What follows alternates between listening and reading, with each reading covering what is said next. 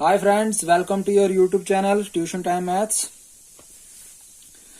तो आज जो हम पढ़ने जा रहे हैं अपना टॉपिक थ्योरी ऑफ सेट्स।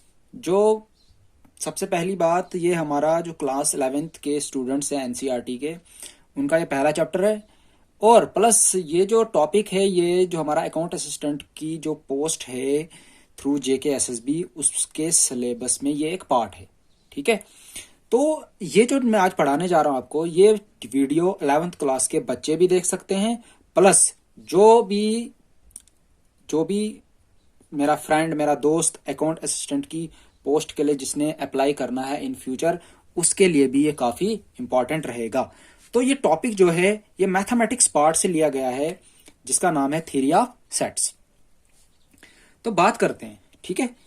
तो ये जो थ्योरी ऑफ सेट्स था, ये जो सबसे पहले डेवलप्ड हुआ, किसने, मतलब ये किसने डेवलप्ड किया, इसका जो साइंटिस्ट था एक जर्मन मैथमेटिशियन था जिसका नाम था जॉर्ज कैंटर। ठीक है, ये जॉर्ज कैंटर ने सबसे पहले डेवलप किया था। ठीक है, तो हम पढ़ने क्यों जा रहे हैं, हम ये सेट्स, थ्योरी ऑफ सेट्स पढ़ेंगे क्यों, ये है हमारे लिए क्यों जरूरी। तो मैं आपको बताना चाहता हूं, जो ये सेट्स का जो कंसेप्ट है, ये हमारा एक फंडामेंटल पार्ट है हमारे मैथमेटिक्स का। ठीक है, अब फंडामेंटल क्यों कहते हैं इसको, क्योंकि जो कंसेप्ट है इस सेट्स का, वो ऑलमोस्ट हर एक पार्ट, हर एक ब्रांच जो मैथमेटिक्स की होगी उसमें इसका यूज होता है। ठीक है, जो ये सेट्स का यूज होता है मेनली हम ज्यादातर फंक्शन में करते हैं, रिलेशंस में करते हैं, और जब हमने स्टडी करनी होती है, कोई ज्योमेट्री की स्टडी करनी होती है, सीक्वेंसेस की करनी होती है, प्रोबेबिलिटी की करनी होती है, तो हमें इस सेट्स का बहुत ही इस्तेमाल होता है। ठीक है, हमें इस सेट्स के बारे में पता होना चाहिए, तब जाके हम उन चीजों को आसानी से कर सकते हैं। तो ये जो थ्योरी है, सेट थ्योरी, ये सबसे पहले किसने डेवलप की, ये एक जर्मन मैथमेटिशियन था जिसका नाम था जॉर्ज कैंटर। ठीक है, तो सेट्स, सबसे पहले सेट होता क्या है, सेट होता क्या है। अब हम सेट्स की एक डेफिनेशन लिखते हैं। सेट्स क्या होता है, sets, a set is a well defined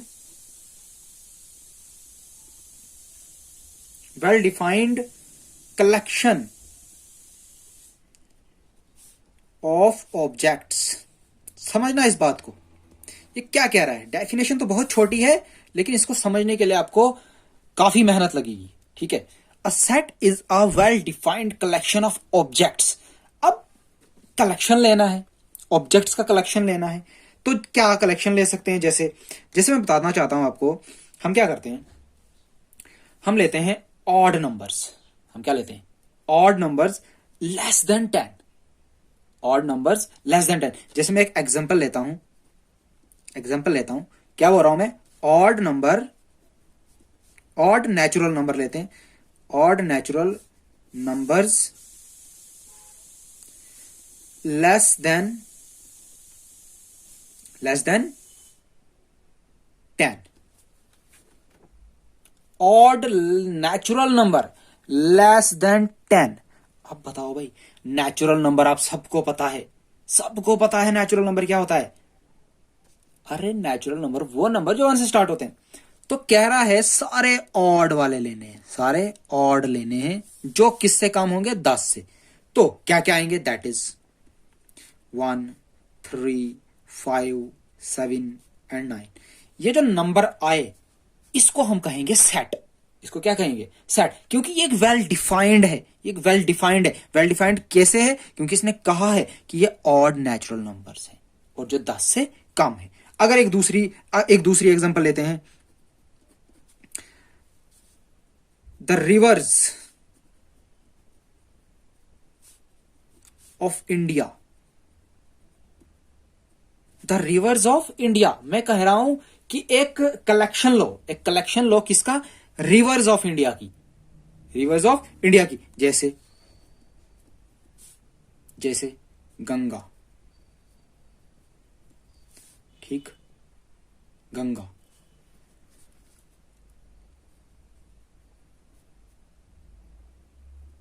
Saraswati, Chenab, Ravi, extra. तो ये जो मैं ले रहा हूं, एक कलेक्शन ले रहा हूं रिवर्स का, ये भी एक वेल डिफाइंड है। तो अब देखो मैंने यहां पे 1 2 3 4 लिखे। अब जितने भी रिवर्स होंगी इंडिया की, वो हम इस पूरे सेट में लेंगे, लेंगे ना, पूरे सेट में लेंगे। तो ऐसा तो नहीं होगा कि जो रिवर और किसी कंट्री में होगी उसका नाम हम यहां लिखेंगे, नहीं ना लिखेंगे। कोई रिवर और किसी कंट्री में फ्लो करती होगी, चलती होगी, क्या मैं उसका नाम यहां लिखूंगा? नहीं लिखूंगा। यहां पे सिर्फ मैं वही रिवर्स मेंशन करूंगा जो इंडिया में होंगी। तो ये एक वेल डिफाइंड है। ये क्या है? वेल डिफाइंड है। एक और एग्जांपल लेता हूं, the vowels in the English alphabet, namely. अरे एक सेट ले रहा हूं, एक कलेक्शन ले रहा हूं। क्या ले रहा हूं? कलेक्शन ले रहा हूं। किसका कलेक्शन ले रहा हूं? वॉवेल्स। इंग्लिश अल्फाबेट्स में जो वॉवेल्स होते हैं, that is A, E, I, O, U. अब देखो भाई, ये मैंने लिखा ए, ई, आई, ओ, यू, ठीक है। ये मैंने कुछ अल्फाबेट्स लिखे जिनको हम क्या कहते हैं? वॉवल्स कहते हैं। अब ऐसा थोड़ी ना है कि इस वॉवल, इस वाले सेट में हम कोई और भी पुट कर सकते हैं, नहीं ना कर सकते हैं। Through all over the world हम इन्हीं 5 को वॉवल्स कहते हैं। ऐसा नहीं हो कि हम अमेरिका जाएंगे ये वॉवल चेंज हो जाएंगे, ऐसा नहीं होगा। तो ये भी एक वेल डिफाइंड है, ये भी एक वेल डिफाइंड है। तब हम इसको क्या कहते हैं? सेट। तब क्या कहेंगे? इसको भी सेट कहेंगे, इसको भी सेट कहेंगे, इसको भी सेट कहेंगे। तो समझ आ रही होगी आपको, थोड़ी थोड़ी समझ आ रही होगी। A set is a well defined collection of objects. ठीक, एक एग्जांपल और लिखते हैं जिससे आपको ज्यादा क्लियर होगा। Various kinds of triangle. अरे जो ट्राइंगल होती है हमारी, बहुत ही अच्छी एग्जांपल है। जो हमारी ट्राइंगल्स होती हैं उसकी कुछ टाइप्स होती हैं, उसकी कोई काइंड्स होती हैं, ठीक है, कितनी भी होती हैं, ठीक है। उसकी 6 काइंड्स होती हैं, 3 based on angles and 3 based on sides. तो कितनी होती हैं? 6 होती हैं। तो एक यहां पे लिखेंगे। पहली वाली क्या होती है? राइट एंगल्ड ट्राइंगल, फिर acute angle triangle, and similarly कितने होते हैं टोटली? 6। तो ये एक सेट आया। तो ये भी एक वेल डिफाइंड है, ये भी एक वेल डिफाइंड, क्योंकि हमने इसमें सिर्फ उन्हीं ट्राइंगल्स के टाइप्स की बात करनी जो हैं जेन्युइनली, ठीक है। जो 6 टाइप्स हैं तो वो आ जाएंगे इसके, क्या आ जाएगा? तो इस पूरे कलेक्शन को मैं क्या कहूंगा? सेट। इस जैसे वावल्स के कलेक्शन को मैंने सेट कहा। जो हमारी नदियां हैं, रिवर्स हैं, उसके कलेक्शन को मैंने सेट कहा। जैसे ये नंबर्स कुछ लिए, इसके कलेक्शन को मैंने सेट कहा। तो set is a well defined collection of objects. ठीक है, समझ आई होगी। आई होप कि आपको समझ आई होगी। ठीक है, अब मैं आपको थोड़ा सा और आगे बढ़ते हैं। अब क्या है कि some useful symbols used for representation of sets. तो जैसे अब सेट्स को हमने रिप्रेजेंट करना है, अलग अलग टाइप के सेट्स होंगे। जैसे सेट ऑफ नेचुरल नंबर होंगे, सेट ऑफ इंटीजर्स होंगे, सेट ऑफ रैशनल नंबर होंगे, सेट ऑफ रियल नंबर होंगे, सेट ऑफ पॉजिटिव इंटीजर्स होंगे, set of rational number, positive rational number होंगे, set of positive real number होंगे। तो उनको आप रिप्रेजेंट कैसे करोगे? उनको आप रिप्रेजेंट कैसे करोगे? अगर आप लिख रहे हो एन, कहीं पे लिख रहे हो आप एन इक्वल टू किसी सेट को, ठीक है, तो इसका मतलब आप समझ जाना, इसका मतलब आप समझ जाना ये किसका सेट है? The set of all natural number. ठीक है, अगर एन कहीं पे लिखा होगा, दैट इज ठीक है, एन इज इक्वल्स टू, तो इसके अंदर जो लिखोगे आप वो होगा एक सेट किसका? नेचुरल नंबर का। एन इक्वल टू, तो मैं समझ जाऊंगा ये जो एन है ये आपने किसका सेट लिखा हुआ है? नेचुरल नंबर का सेट लिखा है। ठीक, पहली बात। दूसरी बात कह रहा है अगर कहीं जेड लिखा होगा, कहीं लिखा होगा जेड, तो आप समझ आओगे यह किसका सेट होगा? The set of all integers. ठीक है, तीसरी बात, अगर क्यू लिखा होगा कहीं क्यू, तो समझ आओगे आप क्या? The set of all rational numbers, जितने भी रैशनल नंबर्स होंगे उनका सेट। ठीक है। फोर्थ वन, आर लिखा होगा कहीं, आर, तो समझ आओगे the set of real numbers. ठीक है। फिफ्थ वन, अगर कहीं पे z प्लस लिखा होगा ऐसे ऊपर से, देखो z आपको पता है z क्या है, सेट ऑफ ऑल इंटीजर्स, तो इसके ऊपर प्लस लगा है, तो ये कौन से इंटीजर्स होंगे, पॉजिटिव इंटीजर्स की बात करेगा। The set of positive integers, क्योंकि इंटीजर्स नेगेटिव भी होते हैं ना, तो उनको नहीं हमने काउंट करना है ना, जीरो का काउंट करना है, जो भी पॉजिटिव होंगे वो। तो अगर सिर्फ पॉजिटिव इंटीजर्स होंगे तब हम लिखेंगे z प्लस। सिक्स्थ वन, अगर कहीं पे लिखा होगा q प्लस, q, अब पता है आपको q के the set of the all rational number.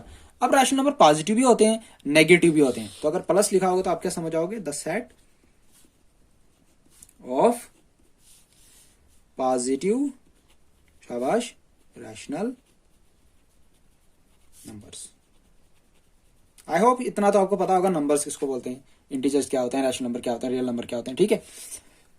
Seventh, Q, उसके बाद आर प्लस होगा, तो आर आपको पता है रियल नंबर का, तो रियल नंबर में पॉजिटिव भी आते हैं नेगेटिव भी आते हैं, तो ये पॉजिटिव जो होगा the set of positive real numbers. ठीक है। ये कुछ सेट्स को रिप्रेजेंट करना होगा तो उनको इससे आप रिप्रेजेंट करोगे। ठीक है। जैसे मैंने पहले वाला आपको दिखा n इक्वल टू सेट। ठीक है। सेट हमेशा आप इन वाली ब्रेसेस में रखोगे, करली ब्रेसेस में। ठीक है। तो उस तरीके से z, तब फिर भी लिखेंगे, फिर लिखेंगे z equal to curly braces में वो सेट लिखेंगे। ठीक है। तो ये कुछ रिप्रेजेंटेशन थी सेट की। अब क्वेश्चन है कि हम सेट किसको नहीं कहेंगे, सेट कौन सा कलेक्शन होगा जिसको मैं सेट नहीं कहूंगा, कौन सा कलेक्शन होगा जिसको मैं सेट नहीं कहूंगा। अब देखो, मैं एक एग्जांपल कहता हूं आपसे। मैं कहता हूं कि आप कहो कि सबसे बेस्ट 5 मैथमेटिक्स टीचर्स के नाम बताओ।